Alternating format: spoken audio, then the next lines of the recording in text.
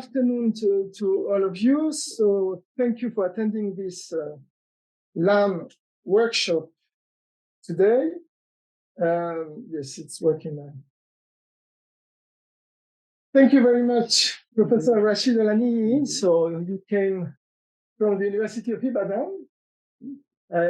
You have been invited by the CERI, by Sciences Po Paris, Laurent FOURCHARD, who is here, who is also a political scientist in Sciences Po Paris. You are yourself Professor of Contemporary History and Dean of the Department of History at the University of Ibadan in Nigeria. And you have been working with specialists on the question of vigilantism in Nigeria. A long time you're working on the topic, some 20 years, I guess. There's a real specialist of the issue. I think you have also had some participatory observation in this area. Maybe it will come up that you will share some experience on this topic with us. So we will have you, we will listen to your lecture during some 40 to 45 minutes. And then we will have two discussants, Laurent FOURCHARD that I already presented, and also Vincent, who is a political scientist as well, here at LAM, Sciences Po Bordeaux, who is online, and will also discuss your intervention. So I will not take more time. I would like to thank you again for being here, to thank also the Embassy of France in Nigeria to support your voyage here. You're coming here in Bordeaux and Paris. Also, the IFRA Nigeria who supported this event. So I thank all of these stakeholders of this event. And we will start now. I would like to thank also all the students of our master here, RDS Master in Sciences Po Bordeaux, who are present, all of them, each of them, I counted all here. So thank to you. So Professor Rasheed Olaniyi, it will be yours now. It's your show. Good afternoon, everyone. I sincerely, let me start with some acknowledgements. I thank the French Embassy in Nigeria for facilitating my trip to France, and also to IFRA Nigeria under the leadership of Barbara, and also CERI, facilitated by Laurent, and also here at LAM. So I'm very grateful for these institutions and individuals for facilitating this scientific dialogue. So this afternoon, I'll be talking about the limits of vigilantism in West Africa. This is a contemporary history of the region. I'm looking at the rapidly changing relations between the states on one hand and the society on the other hand. Most especially when it comes to the question of insecurity that dominates the landscape of the region of West Africa. I have here the map of West Africa. So West Africa is the region where you have ECOWAS, Economic Community of West African States, that has more than 16 countries. Nigeria is regarded as the giant of Africa and of West Africa. Nigeria is largely bordered by Francophone countries of Niger, Cameroon, Burkina Faso, and also Togo. And then this is a map of Nigeria. Nigeria has more than 250 million population, and it has 36 states. So my talk this afternoon will dwell largely on the southern parts of the country, especially the southwest of the country, near Lagos. So I'll be talking about Ibadan, the largest city, the largest indigenous city in West Africa. So this is where I'll be talking about. Now, I've said before that contemporary West African region has the severity of political instability with very escalating cycle of violence every time. And we also have the problem of separatist movements, whether in Mali, in Nigeria, or in Cameroon. Anyway, Cameroon is Central Africa. We also have climate change chaos, most especially desertification in Niger Republic, and also flooding in most parts of the southern parts, and of course, economic turmoil. The inflation is just quite unbearable, and that has a lot of impact on the changing relations between the state and the society.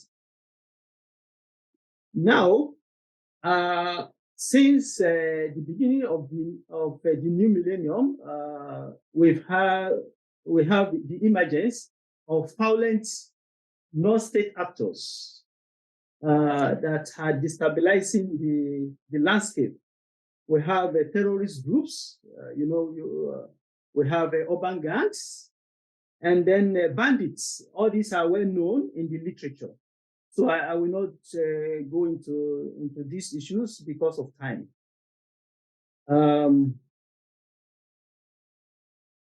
Okay, yes. So now there are three major problems confronting post-colonial countries in Africa or post-colonial states in Africa. One is the issue of democratization. A lot of issues on that, and then the crisis of security that I'm going to discuss now, and then the crisis of development. So this affects the nature of the governance, a lot. In many countries in Africa, from Somalia to Uganda to Kenya, you have a lot of criminal organizations that colonized or that create criminal enclaves in various countries, and the violence that they perpetrate often threaten national and regional as well as global security. So most times, these criminal enclaves are unchecked, they are not protected, they are not governed, and most of them in the remote rural areas and forests, which affect the livelihoods of the people.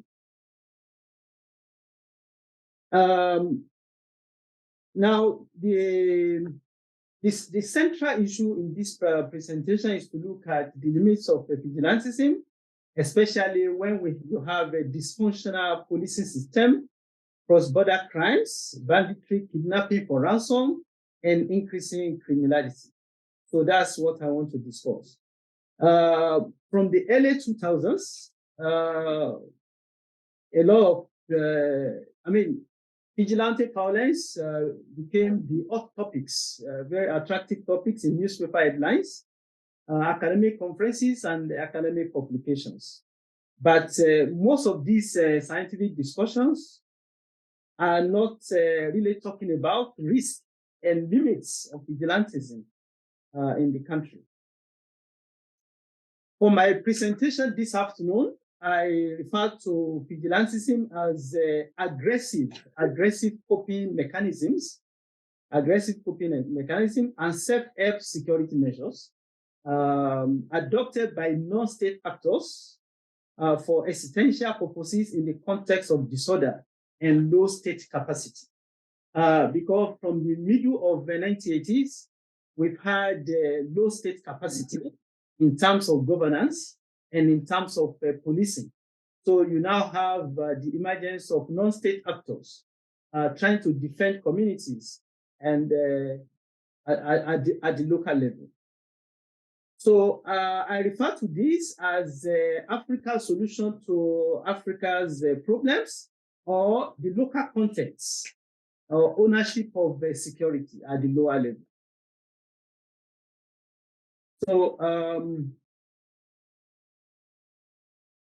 I will, like I said before, I'm going to analyze vigilantism in West African context with more focus on the empirical case of Amotekun. I'm going to discuss this phenomenon as we move on. It's named after a wild animal, just to scare criminals and so on. So this Amotekun was established in the city of Ibadan, which I said is the largest indigenous city in West Africa. So Amotekun symbolized a major turning point in the issue of vigilantism in the region. For my sources, one that is very important is personal observations or participant observation. This is commonly used in the social sciences, but now adopted by historians. So because I have the personal experiences in the area of vigilantism, then I've interviewed members of vigilante groups and their leaders in Ibadan. I interviewed Amotekun Command, also in the city. I also interacted extensively with market traders and community leaders, most especially in major markets. So this is the image of Amotekun Corps. This is not Nigerian police, but a kind of pseudo police, if you like, or state appropriated vigilante or state-led vigilante created by Oyo State government. Oyo State is one of the 36 states in Nigeria. So created by the state government to maintain law and order, and also to fight against criminality. So these are some of the patrol vehicles of Amotekun. I'm going to talk more about this as we go on. Have some basic arguments. First, I argue that vigilantism has become a way of life and livelihoods in the context of rising state of insecurity in the country. This is due to waning confidence of the people on the security apparatus. FOURCHARD has argued this before in the Ubuzo 2016, and also increasing violence. Then you have a widening mistrust between the citizens on one hand and the state, most especially in the rural area. People don't trust the police. Sometimes they think that the police is just there for extortions or for oppression or for extrajudicial killings and so on. So these are some of the issues we have in the literature. My second argument is that vigilantism negatively affected dynamics of conflicts and insecurity in West Africa. Yes, we have a lot of vigilante groups, but what is their impact? What is the effect on the issue of conflict, violence, insecurity? So I also argue that unregulated vigilantism intensified arms proliferation, which is very common in West Africa because of the porous borders, and also the effect of the wars in Libya. Communal tension is also there, which is also intensifying. Vigilantism has also led to social polarizations among communities, and then there are clashes between rival groups of vigilantes. So another point is that vigilante groups also encounter risk themselves because they are human beings, so they could be trained. So which weaken their morale Their activities likewise put their family members and communities at risk of counter attacks by criminal groups, So because sometimes you have vengeance against vigilante groups like criminal gangs. So vigilantism has a colonial heritage.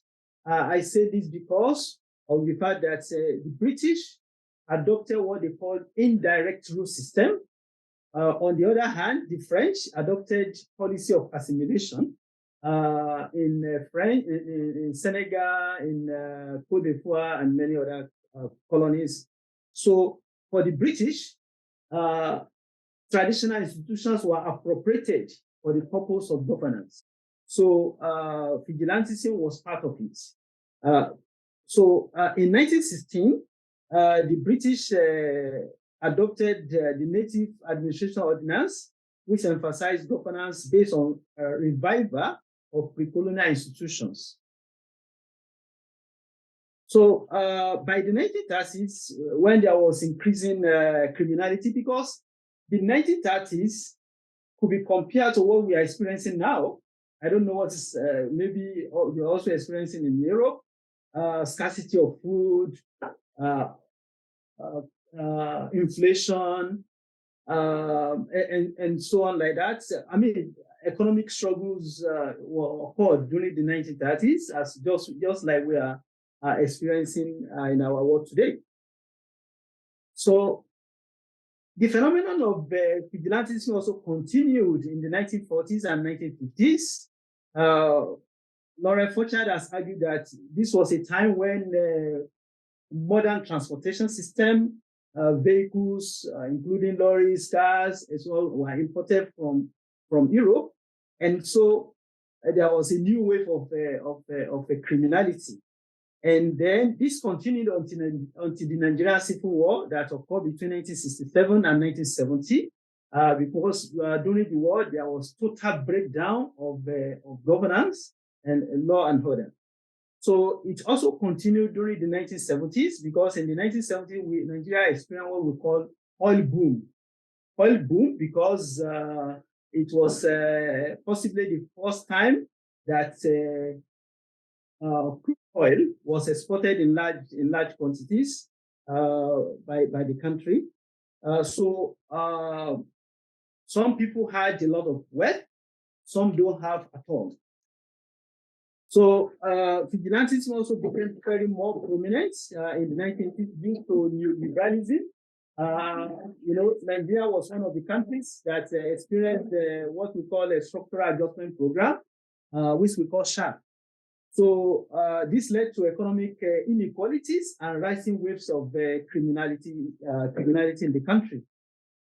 So by the 1980s, the military administration by that time, even though it was under the military, Nigeria was under the military in the 80s and 90s, they adopted vigilantism, so that people and communities could control crime. So I cited two examples, one in 1987 and another one in 1996 in Lagos. Now, there are several types or typologies of vigilantes in Nigeria, and there are major trends that guide these typologies of vigilantes. One is that I refer to it as peasant movements. To secure, build strong and resilient communities. Peasant movement because there is a kind of urban apartheid, or urban apartheid in the sense that you have neighborhoods for middle class and for very rich, very wealthy individuals. In those areas, you don't have vigilantes. You only have gated communities and private security companies. But vigilantism is more peculiar to the poor neighborhoods. The second point is exclusionary practices of power in the state appropriation or recognition of vigilante groups. Just like I said before, from the 1980s, state apparatus have been used to appropriate vigilantism built or created by communities, but now embraced by the state.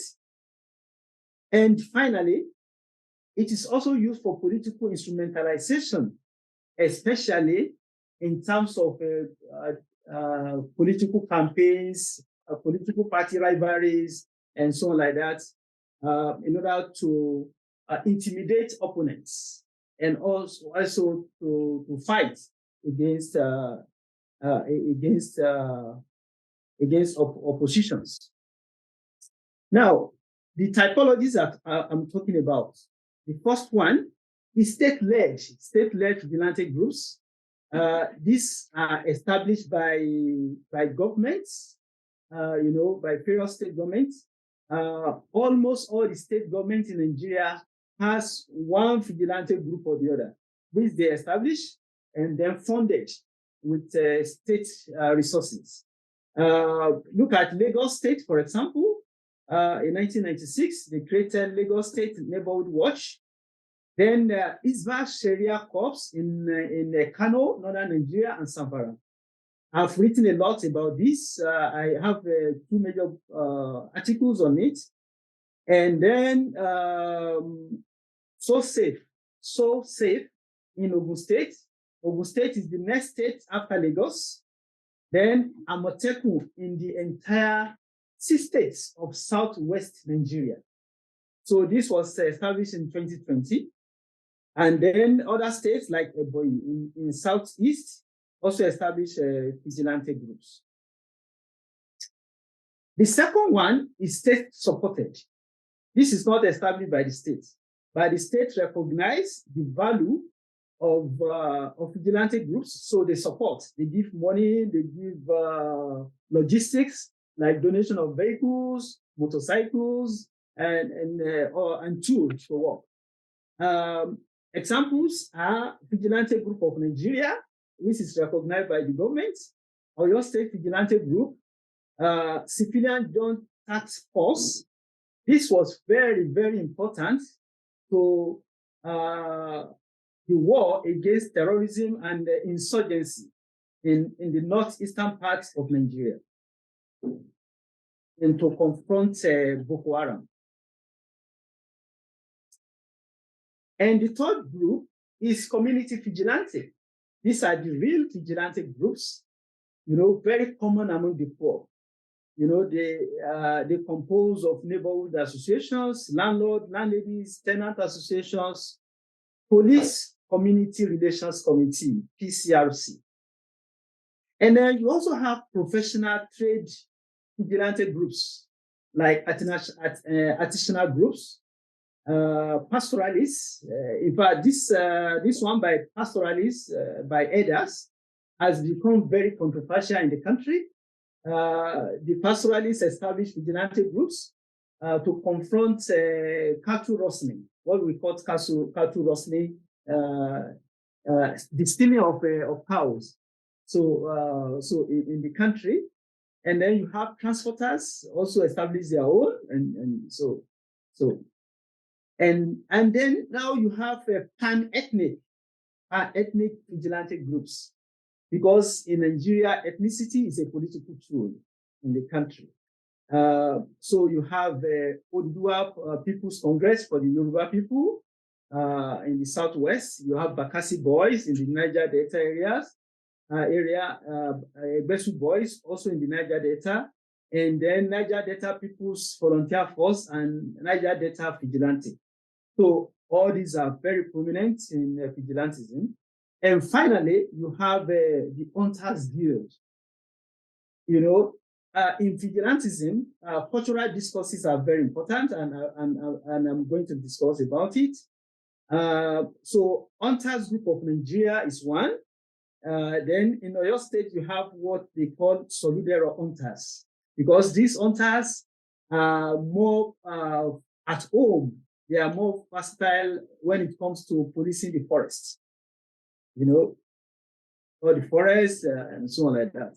And then in northern Nigeria, you have the Yantahu that use sword and local guns. to fight criminality and also to hunt wild animals. Data on vigilantism in Nigeria let's say it's not available because where do you want to start? How many? There is no database. Almost everywhere in the country, you have vigilante groups and then quite a number of members. So International Crisis Group reports in 2002 I found that there is no comprehensive database of vigilante organizations in Nigeria, and I quite agree. So you can only know about the types, the categories, but definitely not the data. Now, what has been the value of vigilantism in the country when it comes to the relations between the states and the society in Nigeria? Yes, we have seen in contemporary history of Nigeria that vigilante prove their bravery. They are very brave people in the war against criminal elements, against terrorists and bandits. This was quite evident in the war against Boko Haram terrorists in northern Nigeria. Vigilante also helped in many ways to rescue kidnapped victims because kidnapping is very common in the country. They help to recover stolen items. They also reclaim forests from unknown gunmen. You know, this phrase, unknown gunmen, is a common phrase in Nigeria. You know, kidnappers, armed robbers, criminals, they have helped in dealing with them. Have also helped to improve and enhance local security, especially where former policing is very weak or compromised.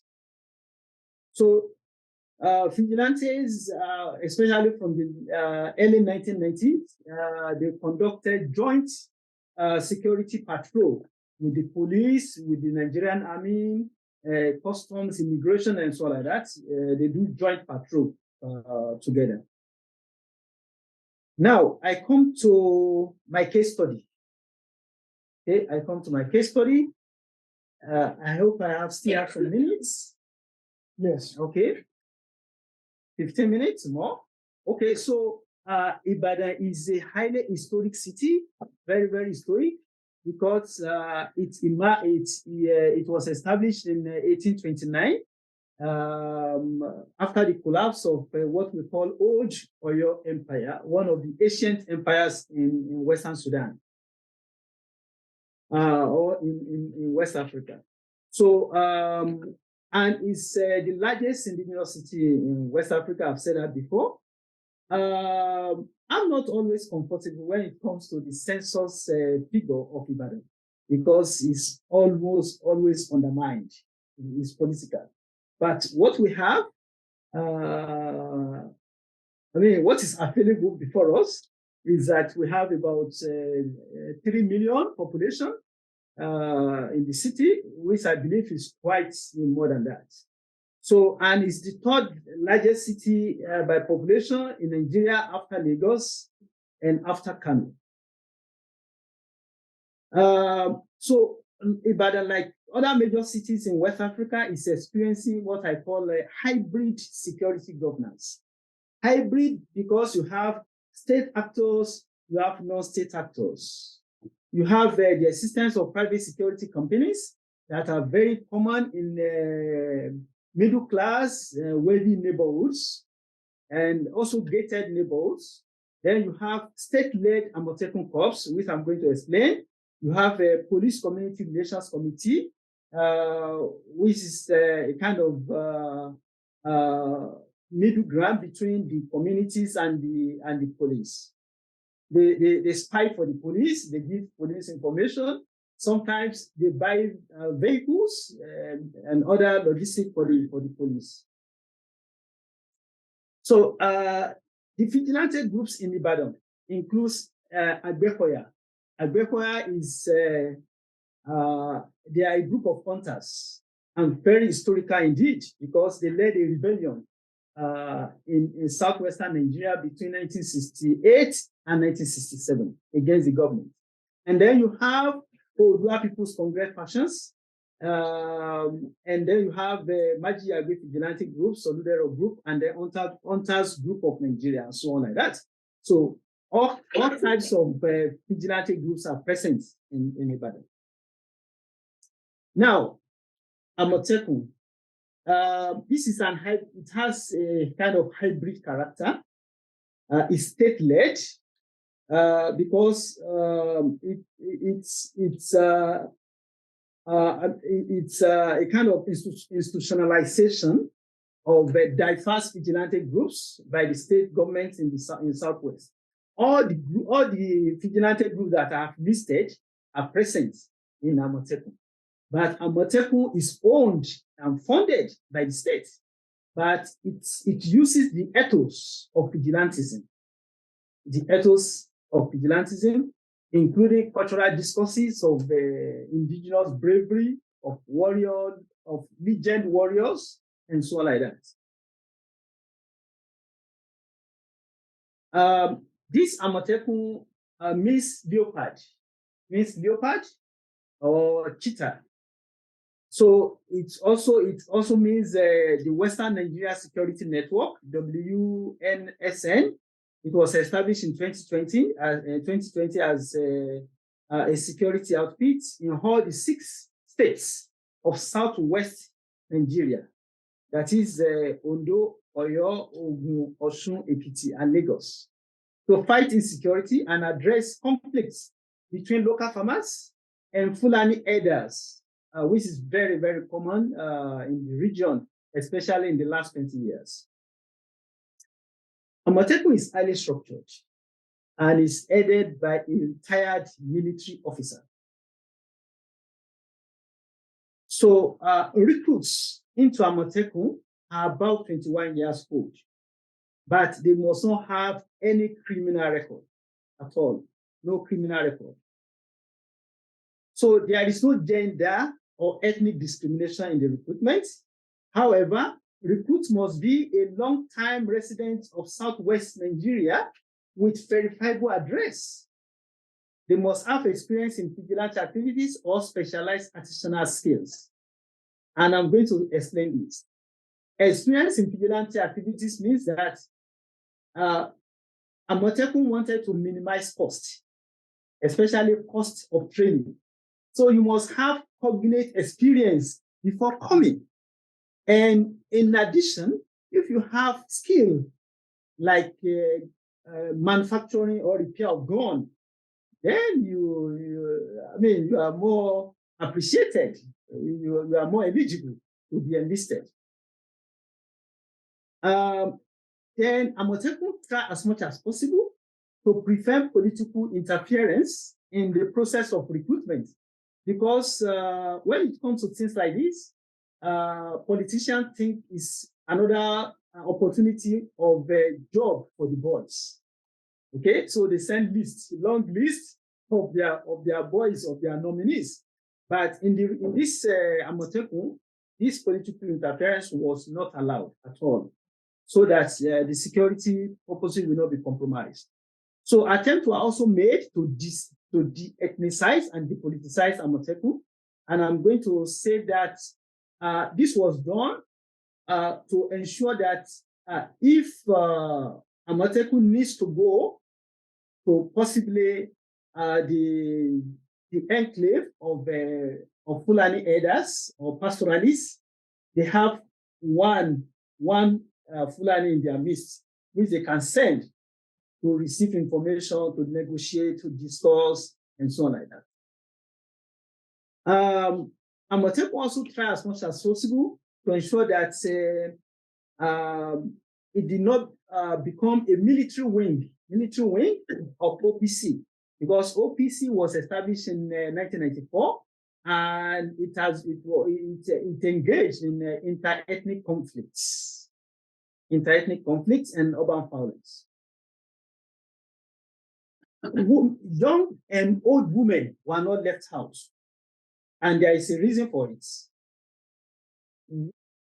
are used because, I said that vigilantism is also about cultural discourses. So women with supernatural powers, were also, enlisted in these. They also serve as spies.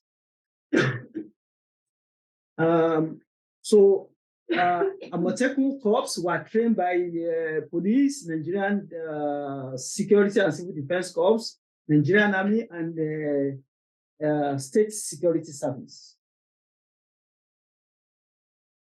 They swear traditional oath, and that's why I said they believe in the ethos of vigilantism. So they swear traditional oath of secrecy and allegiance. So they collect fighter grassroots intelligence for security purposes. Now, what are the limits of this vigilantism? One that is very apparent is poor working tools. Poor working tools. Most vigilantes believe in tradition. They believe in those powers. So they don't believe in modern technology or modern weapons. So they believe more in the guns of their forefathers. The guns of their forefathers that were used to kill wild animals, to wage wars during the 19th century, which they inherited, or the ones, so they believe so much in local weapons because there is that perception that it works together with maybe charms that they use. I don't know. They also suffered from inadequate logistics, most especially transportation issues. But most importantly is a competing sense of territoriality. Who controls what? Who controls where? Because I've listed about 5 broad categories of vigilantism operating in the same area. So who controls what? And so this sense of territoriality has affected the politics of exclusion in vigilante groups, and it also allowed criminal elements to operate. Then we have a fragility of ethnic relations in the country, most especially between Yoruba farmers on one hand and Fulani pastoralists in the upper Ogun River. There has been a lot of conflicts between herders and farmers, most especially farmers coming from other ECOWAS countries of Niger, of Mali, of Burkina Faso, Togo, etc. So there has been a lot of conflicts around that area. I published a paper on it in 2014. So as a result of this, it has not been easy for vigilantes to operate freely so that they will not escalate the conflicts. And then proliferation of firearms, mostly in the hands of bandits, armed robbers, kidnappers, ritualists, and other criminal elements put vigilante at risk. I said that vigilantes believe so much in local weapons, but criminal elements believe so much in sophisticated weapons. So this is the problem. And of course, because of the porous borders and also the state of crisis in Libya that I mentioned before, there is widespread small arms.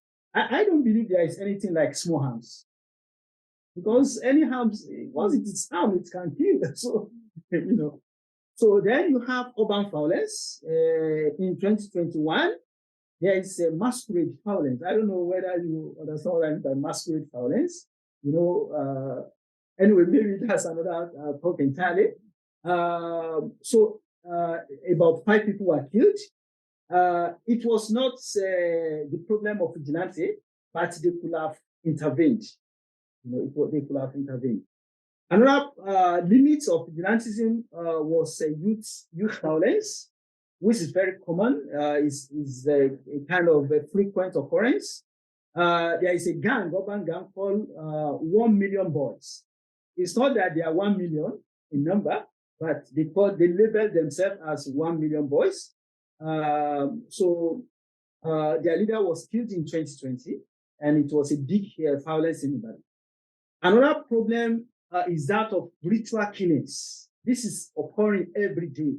It's an everyday occurrence in Ibadan metropolis and very urban areas. And then you have intensification of intercommunal violence and tension. For example, Yoruba and Fulani violence in the area of Oyo State. And then you have the violent conflict in the urban markets. And so, So this is an urban market in flames, quite a lot of money and properties were lost in this violence.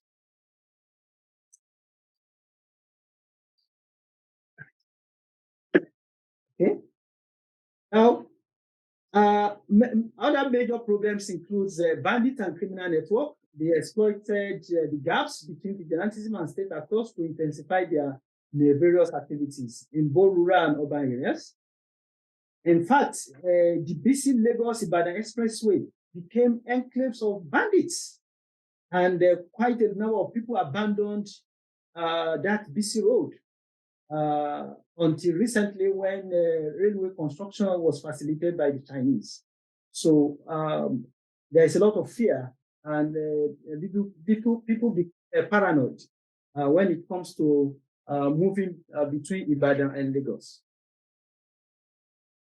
Then infiltration of vigilante groups by criminal gangs. This is also very important. Well, even the police is infiltrated by criminals, so it's not. But another problem is proliferation of illegal mining. This is very common in the country because the government focus more on crude oil because crude oil brings a lot of revenue, and so the mining sector is abandoned, and then it's now in the hands of criminal gangs and bandits. And this is beyond the capacity of Amotekun corps, because when I discussed with Amotekun, they say yes, they identify this problem, but there's little they could do to control illegal mining because they cannot confront these miners. They are more powerful. Then sometimes patronage by politicians and power elite, especially during elections. Then patron-client relations in social functions is also a problem. And more importantly too, the trauma of criminal attacks on communities and families associated with vigilante groups and individuals. Many vigilantes have lost their lives, in terms of, in the process of securing or providing security to their communities. Okay. Then there is poor remuneration. They are poorly paid, they are poorly paid. So I've talked about the use of ancestral powers, weapons. So this is very, very, this is very common, So vigilantism as cultural discourse is there. Yeah. So in conclusion, I have argued here that vigilantism has been institutionalized by states in many parts of West Africa, including Mali, which is also destabilized by vigilantism, and also Burkina Faso, because a section of the country has a very strong vigilante, which is used by state authorities to fight other ethnic groups. So this is very common. So vigilantism in West Africa lacks the necessary coordination between states and non-state security actors. So there is no coherent security strategy, despite the fact that we have a lot of security agencies owned by the state, and then several non-state actors, vigilantism by communities. So this has led to more disorder more disorder, more threats, violence, and insecurity.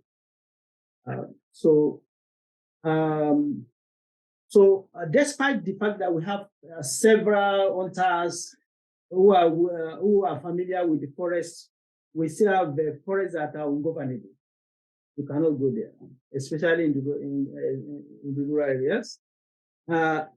Amotekun by law supposed to control rural areas, maintain peace, law and order, security in the rural areas, and also on the highways. But they are less in the rural areas, possibly because of logistic problems, and possibly because rural area is not attractive to policing.